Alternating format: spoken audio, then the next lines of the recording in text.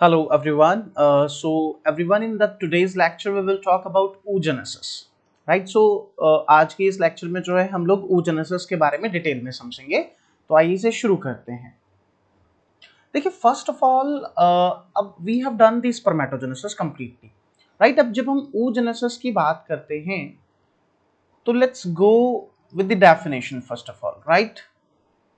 Let us go with the definition. Then the meaning of oogenesis, it is the process of formation of egg, right? So it is the process of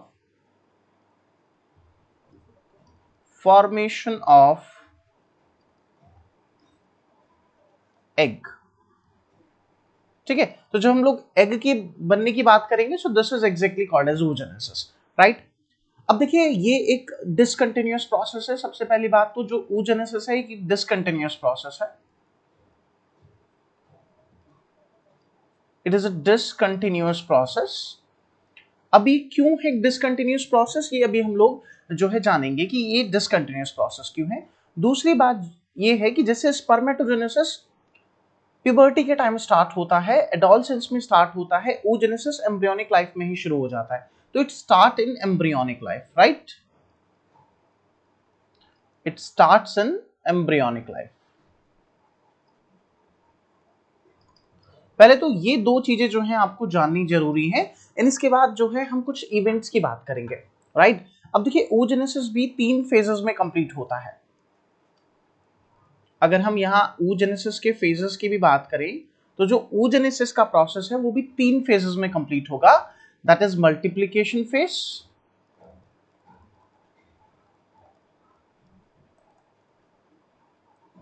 growth phase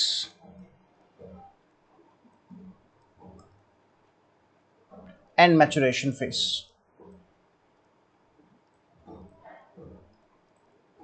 ठीक है, ये भी इन 3 phases में cover up होता है, मतलब multiplication phase, growth phase and maturation phase. अब देखिए oogenesis को, जैसा कि मैंने आपको बताया, एम्ब्रियोनिक लाइफ में शुरू होता है, राइट? इस चीज को डिटेल में समझते हैं थोड़ा सा। तो let me give you a scenario first of all. अब मान लेते हैं a female who is pregnant, and जो फीमेल प्रेग्नेंट है, अब वो जो से एम्ब्रियो है that is a female embryo, right? तो मैं क्या लिख रहा हूं, अब हम मान लेते हैं कि अभी ऑफ कोर्स उस बच्ची का जन्म नहीं हुआ है, तो वो अभी यूट्रस में ही है। So in the first month of the embryonic life, in the first month of embryonic life, जो फॉलिकल्स के नंबर होंगे, the number of follicle in the female, right, वो होंगे around around 1700 primary follicle in the ovary.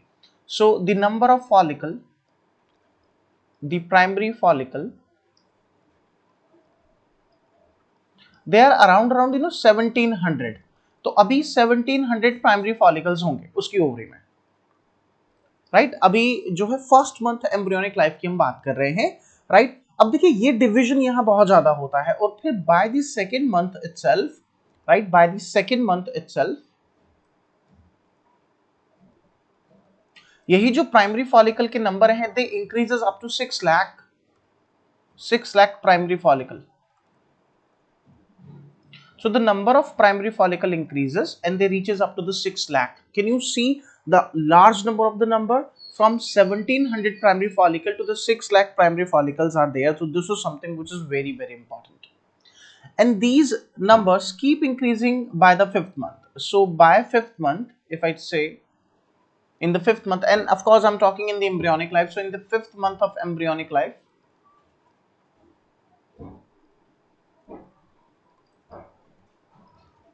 the number of follicle reaches up to 7 million. 70 lakhs. सो ये यहां multiplication हो रहा है, ये एम्ब्रियोनिक लाइफ है। अब देखिए 5th मंथ के बाद क्या होता है, 5th मंथ के बाद ये जो नंबर है कंटिन्यूसली डिक्रीज होगा, ठीक है? और जब फीमेल चाइल्ड का बर्थ होगा तो at birth she has pretty much to, basically what we say, उसके पास जो प्रीटी मच उसके बर्थ पर 2 मिलियन प्राइमरी फॉलिकल्स होंगे। तो she has 2 million primary follicles at birth. अब देखिए हुआ क्या कि 7 मिलियन से, मतलब ये एम्ब्रियोनिक लाइफ में है, 5th मंथ में एम्ब्रियोनिक लाइफ में बर्थ पर उसके पास 2 मिलियन प्राइमरी फॉलिकल है, ये इतना बड़ा जो नंबर है, इट अंडरगोज डीजनरेशन। तो इसका डीजनरेशन हुआ है, तो this is called as follicular atresia. This is called as follicular atresia. इसको हम लोग फॉलिकुलर एट्रीशिया बोलते हैं। तो फॉलिकुलर एट्रीशिया का मतलब है degeneration of the primary follicle, right? So it means degeneration of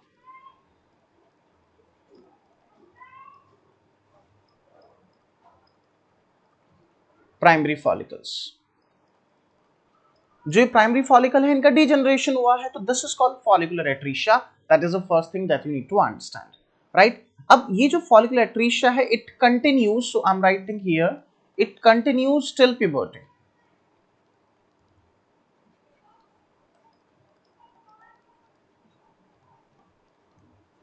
ये जो है ना प्यूबर्टी तक कंटिन्यू रहेगा। और अब बर्थ की बात प्यूबर्टी तक, तो एट प्यूबर्टी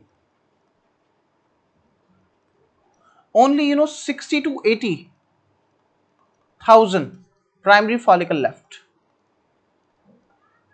राइट? 2 बिलियन से अभी ये जो नंबर बचेगा प्यूबर्टी पर, ये बचेगा 60 to 80,000। ठीक है, तो ये तो हमने बात करी है कि फॉलिकल्स का क्या है। अब आपने देख लिया कि ये फॉलिकल्स का फॉर्मेशन जो है ये एम्ब्रियोनिक लाइफ में शुरू हो गया, and then we have multiplication phase and everything. अब हम क्या करेंगे, एग्जैक्टली प्लॉइडी लेवल को समझेंगे, एंड सो किस तरीके से ग्रोथ हो रही है इन फॉलिकल्स की, that we will take into account. और इसे हम जो है चार्ट की फॉर्म में यहां पर समझेंगे। There are many events which takes place and they are very important, so you have to pay a very good attention to the topic. अब लेट अस कंसिडर कि ये जो है, just say this is a primary follicle, just say that it is a primary follicle. ठीक, ये primary follicle हम लोगों ने कंसिडर किया। अब देखिए, इसमें मल्टीप्लिकेशन होगा और मल्टीप्लिकेशन का रिजल्ट ये आएगा कि बहुत सारे यहाँ पर हमारे पास सेल्स बनेंगे। तो से I am drawing one, otherwise यहाँ पर मल्टीप्लिकेशन होगा और मल्टीप्लिकेशन का रिजल्ट आएगा बहुत सारे उगोनिया, राइट? So we are talking about this one, so this is actually called as oogonia. ये वाला जो फेज है, दिस इज मल्टीप्लिकेशन फेज।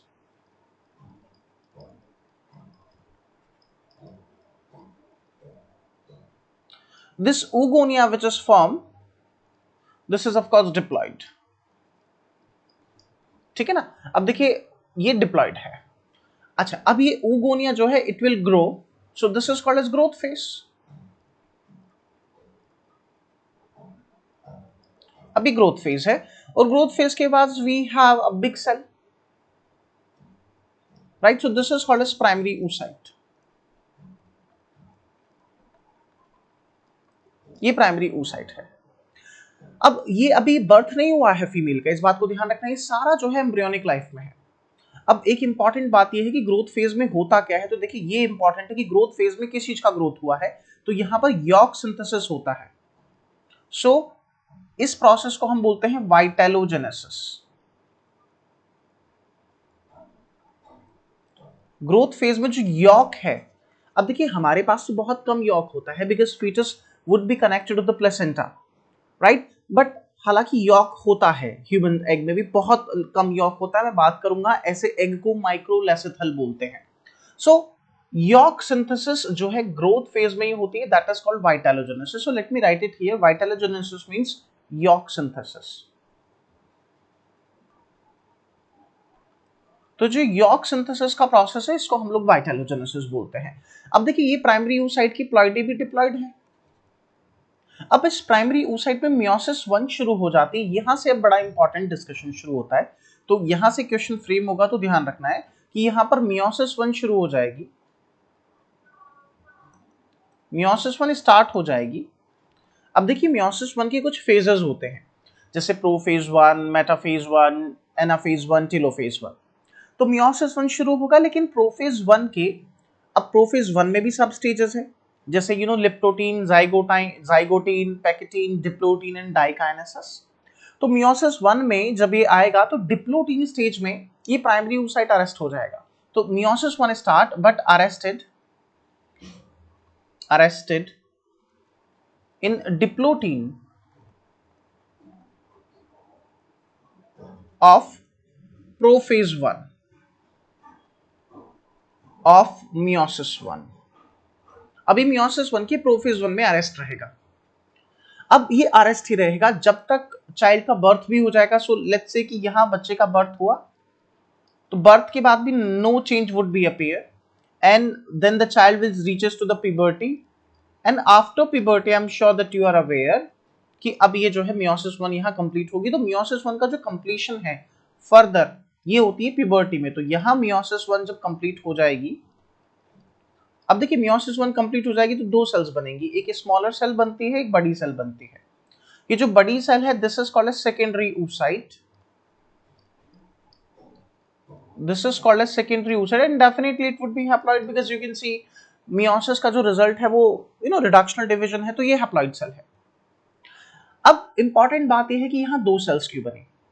देखिए इस चीज को रिलेट कीजिए, जब हम लोगों ने स्पर्मेटोजेनेसिस डिस्कस किया था तो स्पर्मेटोजेनेसिस में वी हैव डिस्कस्ड कि एक स्पर्मेटोगोनिया से 4 स्पर्म बनते हैं, लेकिन यहाँ तो हमें सिर्फ एक एग चाहिए एंड ऑफ अ डे। अब मान के चलिए कि मियोसिस 1 कंप्लीट होगा तो यहाँ दो सेल्स बनेंगी, बट हमें दो एग चाहिए नहीं, हमें सिर्फ एक एग चाहिए, एक एग चाहिए। तो एक को डीजनरेट करेंगे। अब जिसको डीजनरेट करना है उसको बड़ा करके फायदा क्या। तो नेचर में ही ये जो डिवीजन है अनइक्वल साइटोप्लाज्मिक डिवीजन है। सो this is unequal cytoplasmic division और cytokinesis.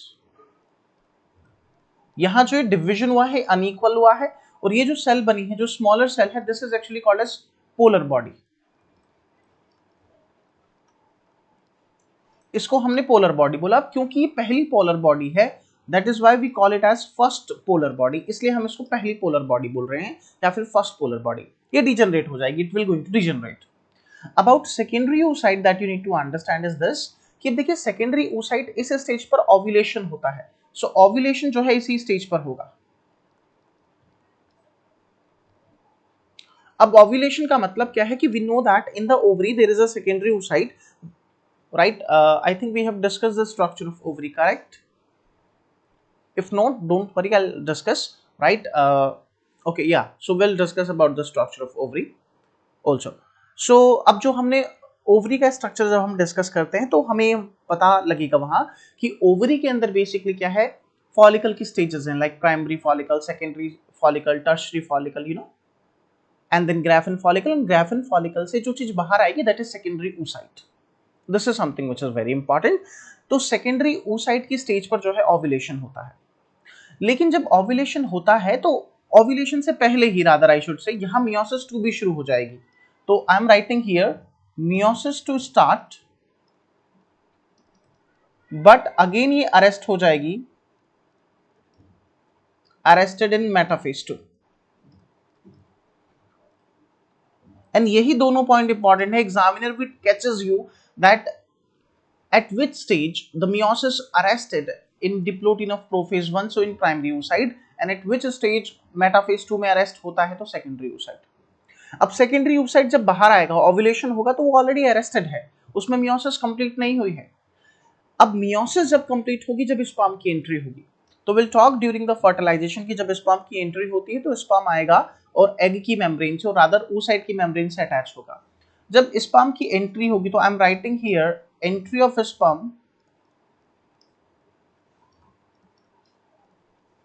it act as a stimulus,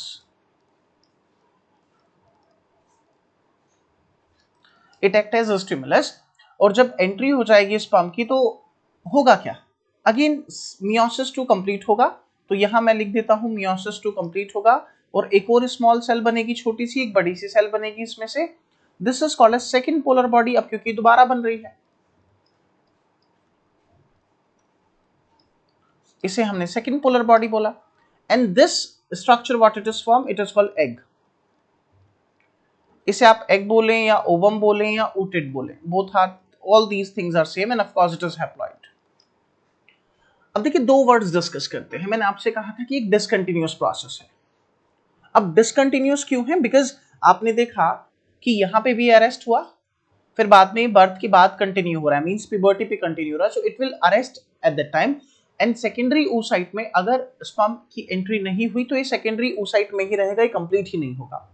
egg सिर्फ तब बनता है जब स्पर्म की एंट्री होती है, तो you can understand that why it is a discontinuous process. And if you can recall, so I have already told you कि ये कहां हो रहा है, एम्ब्रियोनिक लाइफ में शुरू हो जाता है। एंड जो ये मियोसिस वाला पार्ट होता है ना, ये वाला जो मियोसिस वाला पार्ट है, ये सारा जो है मैच्योरेशन फेज है। This is called as maturation phase. एंड इससे पहले का जो प्राइमरी oocyte तक का ये पूरा पार्ट है, ये आपका फीटल लाइफ में है, ये आपका फीटल लाइफ में है। और यहां देखिए बर्थ हुआ है एंड आफ्टर दैट जो है वो सारा प्रोसेस हुआ है। तो दिस इज oogenesis। कंफ्यूज नहीं होना है, एक बार आप इसे दोबारा ध्यान से समझ ले। मैंने आपको बताया है कि ये 3 फेजेस में कंप्लीट होता है, राइट? 3 फेजेस में, मल्टीप्लिकेशन फेज में सिर्फ माइटोसिस डिवीजन होगी, ग्रोथ फेज में वाइटेलोजेनेसिस होता है, और वाइटेलोजेनेसिस का मतलब होता है यॉक सिंथेसिस। जैसे हेन का एग है या बाकी जो दूसरे एग हैं, वहां यॉक बनेगा। रेप्टाइल्स के एग्स में, बर्ड्स के एग में, इंसेक्ट्स के एग्स में, ड्रोसोफिला के एग्स में, सब में यॉक बनेगा। Maturation phase is a phase of meiosis, तो यहां मियोसिस कंप्लीट होगी, ये वाली बात ध्यान रखनी है। तो ये एक छोटा सा oogenesis के बारे में है, सिंपल है। आई डू अंडरस्टैंड की कॉम्प्लेक्सिटी आपको आएगी तो यहां आएगी, करेक्ट? यहां पर आप लोगों को कॉम्प्लेक्सिटी आ सकती है। तो दिस इज अबाउट oogenesis, ये है जो है हमारा oogenesis के बारे में है।